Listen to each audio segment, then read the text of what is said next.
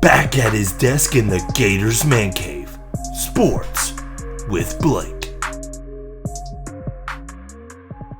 What's going on, everybody? So if you've watched my channel and if you followed it over the weekend, you saw I posted a couple things about the Florida Gators. One of them was the basketball team lost to Xavier in the NIT. So Florida Gators basketball is officially, or their season's officially over.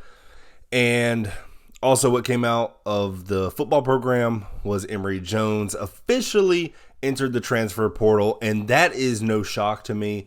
I feel like he was going to try to see, if maybe he could battle for that number one spot again at the quarterback position. And I think once he saw, Richardson and Jack Miller throw the ball, I believe he probably looked and was like, I'm going to go into a different route.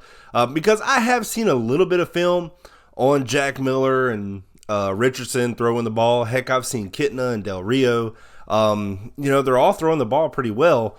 I didn't see much of Emory Jones, so I'm wondering if he saw how everyone else was playing, and maybe he just thought that, it's best to get off to a fresh start somewhere else. And, it's, late March, so hopefully he can get onto a team, maybe compete for a starting position, but good luck to Emory Jones.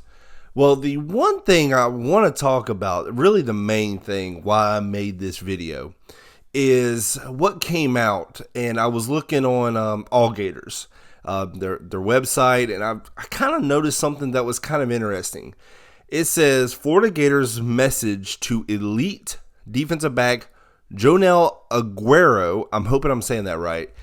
He said this is home, and it caught my attention. I'm like, hey, it's been kind of a long time since I've heard good things come out of recruits, especially before the season begins. So, I kind of dove into it a little bit. So, apparently Jonel Aguero is the number 2 safety in the 2023 class. And apparently he really loved the vibe on his official visit. And he says and this is quoted from him, "This is definitely a new vibe. I like it way better than the old staff." That should tell you so much of how the old staff, I'm not even going to say their names, how the old staff recruited players and how this new staff recruits. Because, there's a receiver in the 2023 class that was committed to the Florida Gators, flipped his commitment to Georgia because Georgia was actually recruiting him with their wide receivers coaches. Florida was using some defensive back coach, somebody who was not going to work with him if he came to Florida. That does not make sense to me. Listen, I'm not a college recruiter, but I got common sense. You don't use some just Joe Schmo that's never going to talk to him whenever he gets on campus. That's stupid. But, that's how Florida was recruiting. But now it just seems like a lot of these recruits are liking the vibe, liking what's going on with the Florida Gators. And, it said right here, the bond between Billy Napier, Patrick Toney, and cornerbacks coach Corey Raymond.